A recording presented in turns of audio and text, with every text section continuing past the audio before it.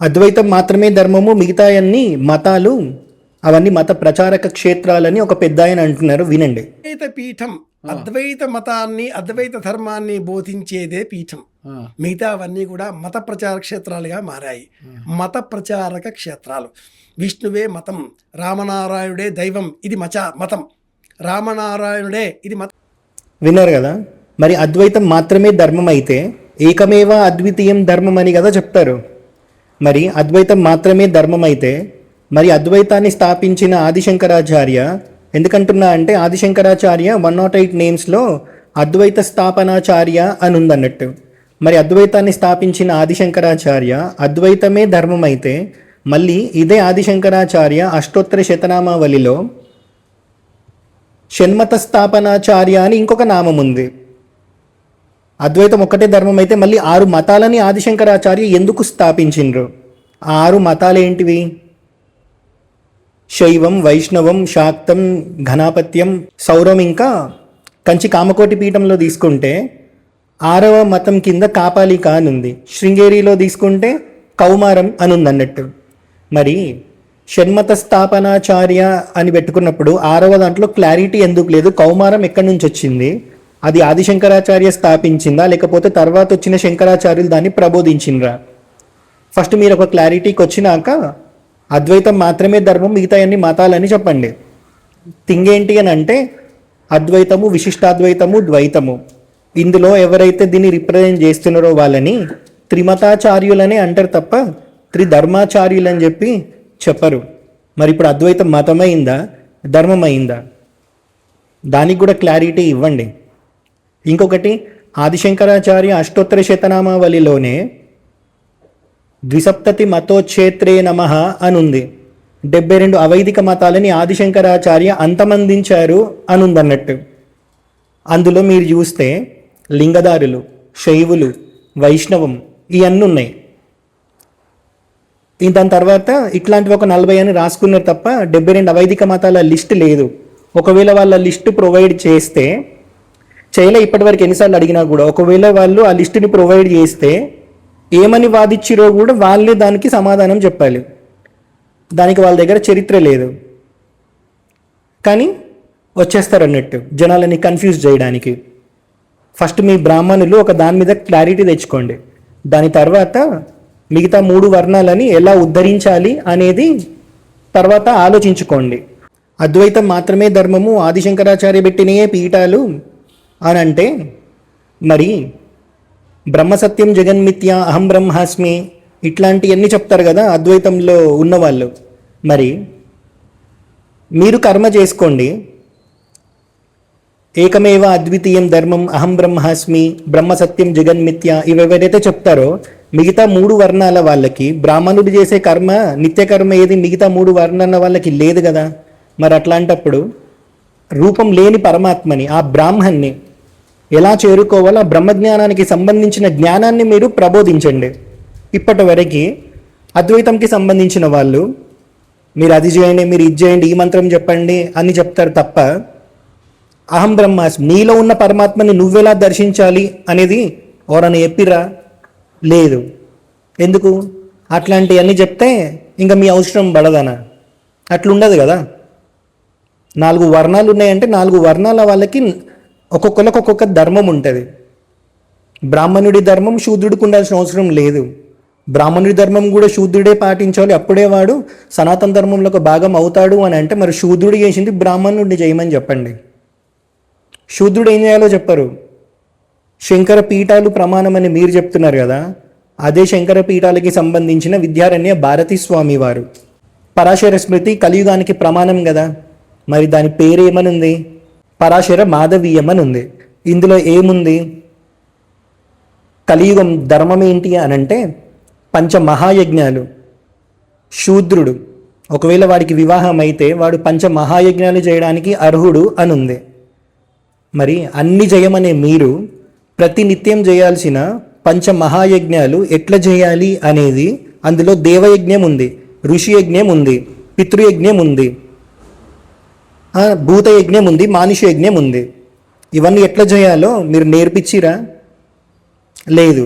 First కలియుగంకి ఏదైతే ప్రమాణమో పరాశర స్మృతి, దాని ప్రకారం బ్రాహ్మణులు బ్రతికి చూపెట్టండి. దాని తర్వాత మిగతా 3 వర్ణాల వాళ్ళని ఉద్ధరించండి. ఎందుకు చెప్తున్నా అంటే క్లియర్గా అందులోనే రాసిర్రు. మీరు చెప్పిన శంకరాచార్య పీఠాధిపతి విద్యారణ్య భారతి స్వామియే దానికి భాష్యం రాస్తున్నప్పుడు చెప్పిర్రు. మరి పంచమహాయజ్ఞంలో దేవయజ్ఞం ఎట్లా చేయాలి శూద్రుడికి మీరు నేర్పించండి. ప్రతినిత్యం అది చేసుకుంటాడు కదా. శంకర పీఠాల ప్రమాణము అద్వైతం మాత్రమే ధర్మము అయితే మరి ఫస్ట్ వీళ్ళు కలియుగానికి ప్రమాణమైన పరాశర స్మృతి ప్రకారం బ్రతకమని చెప్పండి.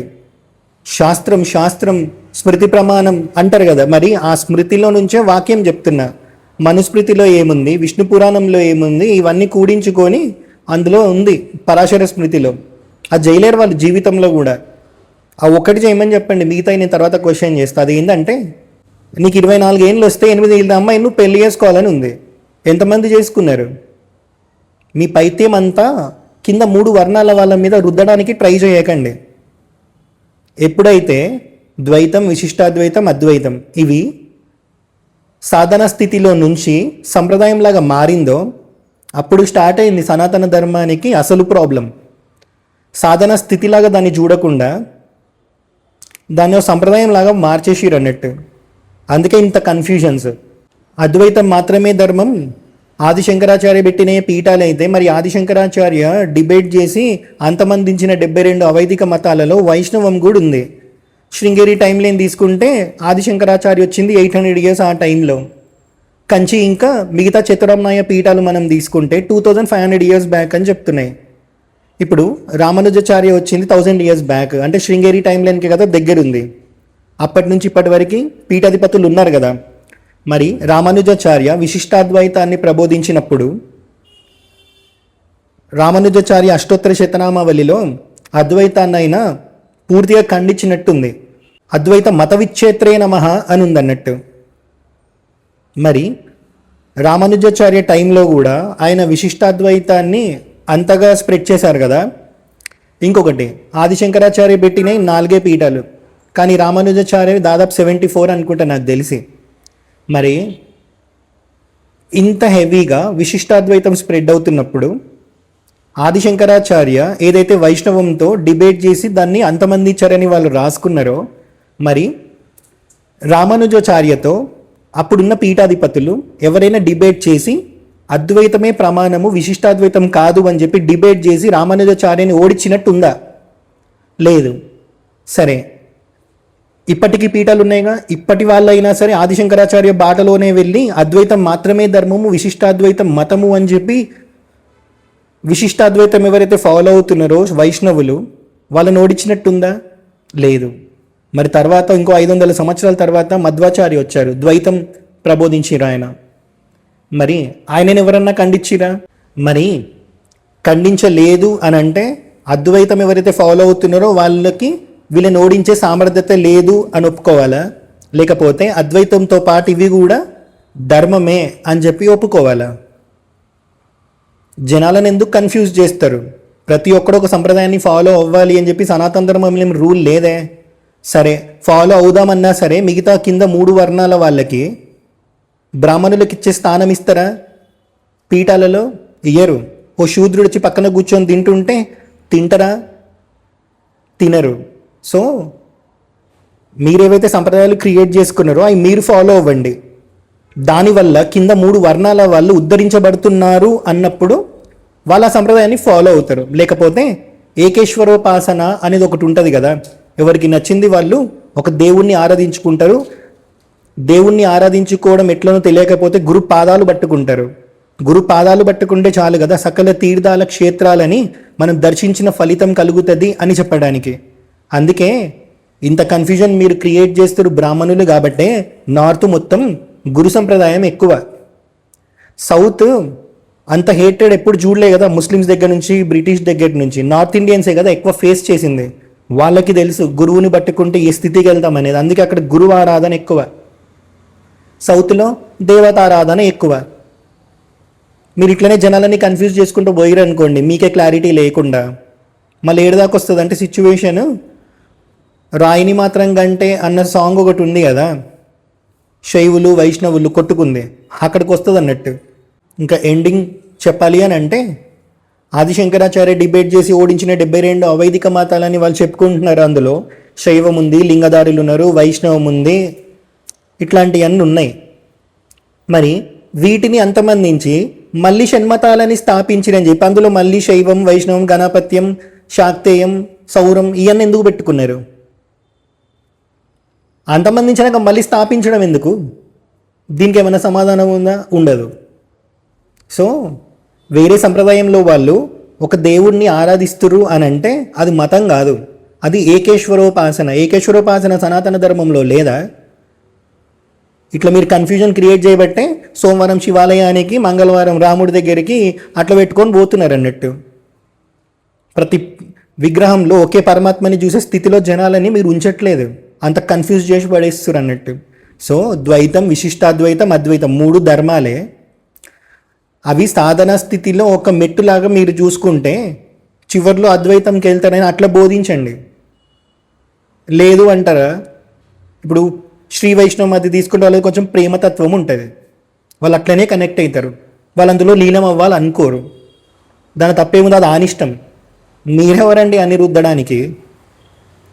ఒకడికి మళ్ళీ పుట్టొద్దని ఉంటుంది, ఒకడికి మళ్ళీ పుట్టినా మళ్ళీ అదే పరమాత్మని అలానే సేవించుకోవాలి, నేను ఈ జన్మలో ఎలా సేవించుకుంటున్నానో అని ఉంటుంది. ఇది తప్పు కాదు కదా? సో జనాలని కన్ఫ్యూజ్ చేసి మీ పైత్యమంతి ఇక్కడ రుద్దుదామని చూస్తే ఒక్క పరాశర స్మృతి తీస్తే ఒక్కొక్కడు పారిపోవాల్సి వస్తుంది. ఒక్క పాయింట్లో కూడా మీరు పరాశర స్మృతికి తగ్గట్టు బ్రాహ్మణులు బ్రతకలేరు. సో శూద్రులకి, వైశ్యులకి, క్షత్రియులకి మీ పైత్యం అంతా రుద్దడానికి ట్రై చేయకండి. సంప్రదాయాలాగా ఉన్నాయి, బాగున్నాయి. సో మీ ఒపీనియన్ అందరి మీద రుద్దొద్దు. హర హరం మహాదేవ.